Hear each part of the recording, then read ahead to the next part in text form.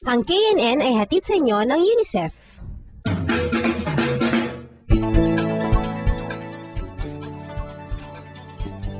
Kung merong Mother's Day at Father's Day, meron namang Children's Month. Isang bang mga bata ang bida. Kaya pinagmamalaki ng Camarines Norte Bureau ang kanilang partisipasyon sa espesyal na selebrasyong ito. Bukod sa pagsusulat at paggawa namin ng ulat tungkol sa Children's Month, nakasali rin kami sa ilang kabataan gumawa ng ulat tungkol sa kalagayan ng mga kabataan sa aming probinsya. Wow! Nakaka-excite namang malaman yung report na ginawa nyo. Kaya huwag na natin ipatagalin pa. Ito ang ulat ng Camarines Norte Bureau.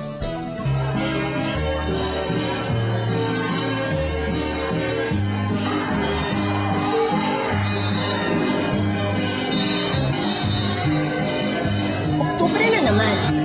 At dahil sa Presidential Proclamation No. 267, ang buwang ito ay inilaan para sa mga kabataan. Taon-taon ay pinagdiriwang namin ng Children's Month dito sa Camarines Norte. Ginaganap ito para ipakita ang aming pagpapahalaga sa mga karapatan ng mga kabataan. Ang layunin natin sa pag-organisa o pagkakaroon ng selebrasyon ng Children's Month taon-taon ay upang nabigyan natin ng mas highlight yung kahalagahan ng mga bata at pagbibigay natin ng importansya sa kanila.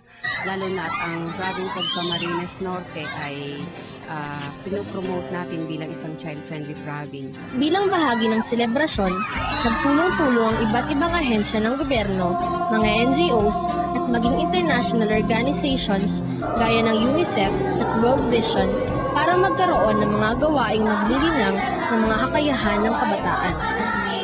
May Children's Congress and Art Workshop for Child Laborers, Play Day for Kinder Pupils, launching of HIV/AIDS prevention, at ang pinakatampok sa lahat, ang State of the Children's Report, na ginawa ng mga kinatawan ng mga organisasyong pangkabataan dito sa Camarines Norte. Isa ako sa mga nabigyan ng pagkakataong maipahayag ang saloobin ukol sa mga isyong mahalaga sa mga kabataang tulad ko. Kami ay mga munting sinig sa lalawigan na di gaano marinig at dapat maintindihan. Isang naligang masaya at mamayapa at isang magandang kinabukasan para sa lahat ng bata. Ito po ang pangarap namin. Ang mga katagang iyon ay bahagi lamang ng aming report ukol sa mga karapatang aming natatamo, mga kakulangan ng kinauukulan sa pagtugon sa aming mga pangangailangan, at ang aming patuloy na pagsuporta sa mga gawain ng gobyerno na makabubuti sa mga kabataan. Inaasahan namin may isa sa katuparan ang lahat ng nasa report sa darating 25 taon.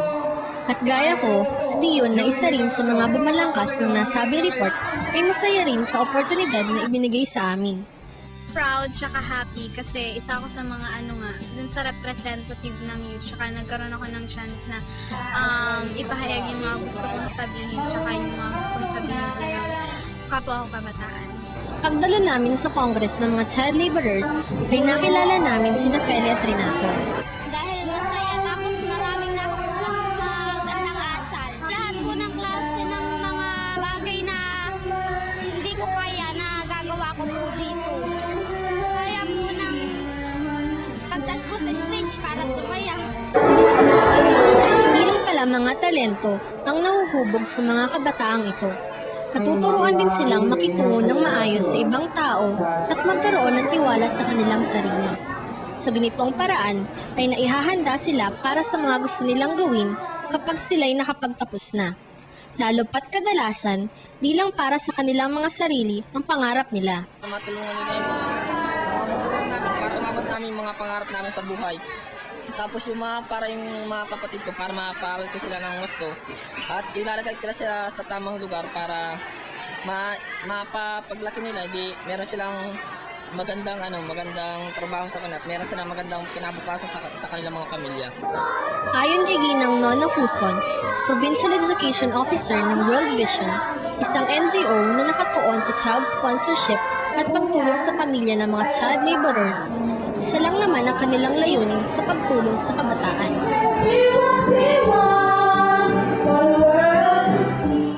In-encourage namin sila na ma-involve. Ma-involve sila sa community, ma-involve sa lahat ng mga activities. Gusto namin na lumabas sila at isigaw yung karapatan ng mga bata. Sana nga ay magtulungan ng gobyerno at ang mga kabataan sa pagsasakatuparan ng mga gawaing makabubuti sa atin. Umaasa kami magsisilbing mabuting halimbawa ang Camarines Norte sa iba pang probinsya at syudad sa ating bansa sa paglulunsad ng mga programang pangkabataan.